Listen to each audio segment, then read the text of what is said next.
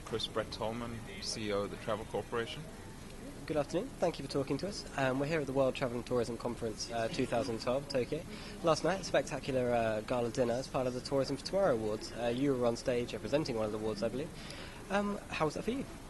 Fantastic. We've been a sponsor for the last 7 years.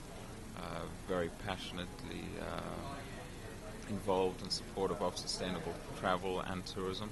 Something I think everyone needs to be involved in, whether you're the traveler themselves or all of us are involved in the industry. You know, we have limited resources. When you hear some of the numbers that are bandied around here or elsewhere about potentially 2 billion additional travelers who are going to be out there in the next 10 to 20 years, we all need to be involved controlling our limited resources, protecting the places that people are going, and certainly, you know, the cultures that people are going to experience, so that those cultures are protected and preserved, whether it's the Aborigines in Australia or some of the places in Africa that we have and that we go to as well.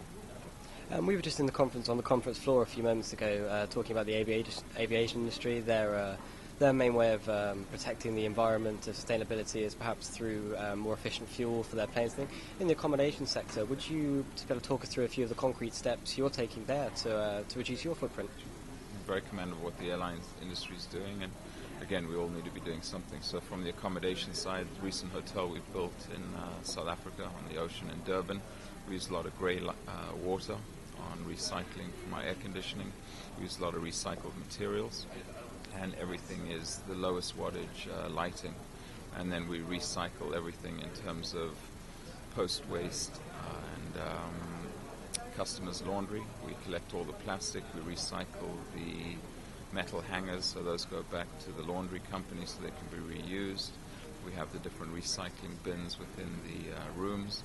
We have active programs with our customers, so that cards, for example, on the beds, we engage our customers, we mention it to them at check-in to ask them not to change their sheets every day. And a lot of those savings we give back to local community projects, and we see a great big take-up when we do communicate that to our customers. Typically you can see a 20 to 30% take-up when customers are asked to not have their bed linen changed every day. But when you actually tell them that some of those savings are going towards a community project, and in each hotel city which we're in, we give those funds to a homeless shelter, an old age home, as we have in one of our hotels in Guernsey and so forth. And I think the customer engages and appreciates that, and we see the take-up go up to 70 or more percent. Okay. It's all very commendable initiatives. Just taking a step back towards WTTC again, it's perhaps the strongest broad-based tourism organisation, perhaps globally. How important do you think it is in communicating our tourism industry's message to governments around the world? Remarkably important. We've been a member since '97. I'm very passionate about being involved with WTTC. We're a disparate, competitive, and ununified industry.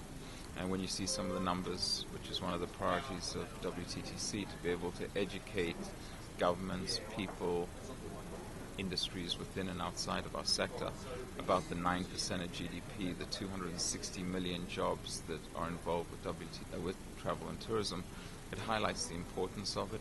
And that's obviously not to boast about it, but it is to try to highlight the importance of eliminating barriers, providing for visas so people can visit, come in and out of countries.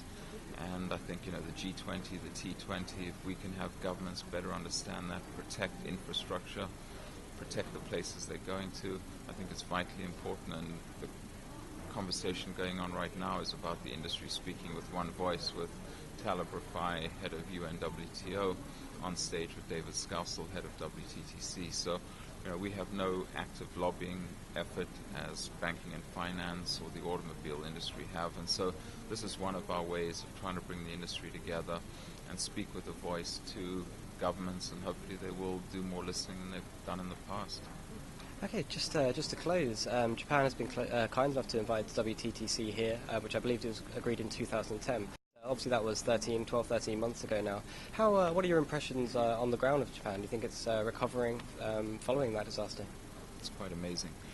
I've been in Tokyo 3 times in the last year, and obviously here you have no sense of it. And I mention that because I think it's so important as one of the Japanese said this morning on a panel is, you've got to be so careful with social media, YouTube, and so forth today that you see the devastation in Sendai, for example, we were 2 days ago, and you think that's all of Japan. So it's not at all the case, and Japan's been open for business all along. We were in Sendai, and it was so powerful and poignant to see the damage that was done, talking to some of the survivors, but then equally seeing the amount of work that's been done, homes that have been rebuilt, how lumber has been stacked and categorized differently for home rebuilding, to wood that's going to be chipped and used in floorboarding or sheetrock and so forth. And so my heart and my hand goes out to the Japanese people for how much has been accomplished in the past 13 months. Post-war was obviously a devastating tragedy for them, on obviously a triple effect of a major earthquake, followed by a tsunami, followed by a major nuclear reactor meltdown. Well, thank you very much for speaking to Breaking Stories.